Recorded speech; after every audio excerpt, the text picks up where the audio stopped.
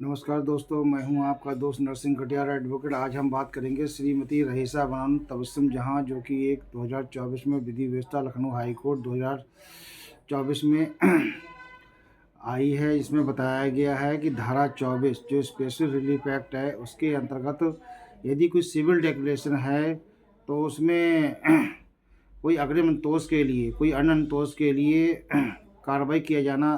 आवश्यक नहीं है, ना ही अंतोष मांगा जाना अति आवश्यक है। ये मामला था लखनऊ का, जिसमें तब रईसा बानो ने अपने पति अख्तर अली थे, जो 13 साल से गायब थे, उनकी मृत्यु के लिए उन्होंने सिविल डेथ डिक्लेरेशन मुकदमा दायर किया, जो कि भारतीय साक्ष्य अधिनियम 108 के अंतर्गत आता है, जिसमें कोई व्यक्ति जो 7 साल से गायब हो गया है तो वह अपने पति की या जो भी इंसान खोया है उसकी मृत्यु के लिए सिविल डेथ डिक्लेरेशन दायर कर सकता है। तो इस मामले में रईसा बानो ने मुकदमा दायर किया, लेकिन लोअर कोर्ट जो थी सिविल या सीनियर डिवीजन, उन्होंने ये कह के मुकदमा खारिज कर दिया कि आपने अग्रिम अंतोष के लिए कोई कार्रवाई नहीं की है, ना ही अंतोष मांगा है, इसलिए सिविल डेथ डिक्लेरेशन नहीं की जा सकती। उसके खिलाफ फर्स्ट अपील जिला न्यायालय में हुई, वहाँ भी ये मुकदमा खारिज कर दिया। उसके बाद सेकंड अपील हुई, जिसमें विधि का प्रश्न एराइज होता है। वहाँ कहा गया कि धारा 34 जो एसआरए एक्ट है उसमें अग्रिम अंतोष माना जाना आवश्यक नहीं है, क्योंकि व्यक्ति केवल सिविल डेथ डिक्लेरेशन के लिए भी ला सकता है और क्या कहते हैं उसकी मांग कर सकता है, क्योंकि वो उसकी जो विधवा थी, उसकी वारिस थी, वो उसके आधार पर उसके लाभ लेना चाहती थी कि यदि सिविल डेथ डिक्लेरेशन जारी हो जाएगा तो उसके आधार पर जो भी उसकी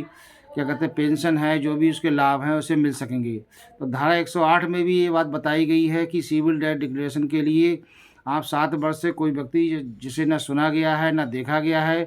तो उसके आधार पे आप सिविल डेथ डिक्लेरेशन ला सकते हैं। यदि कोई व्यक्ति ये कहता है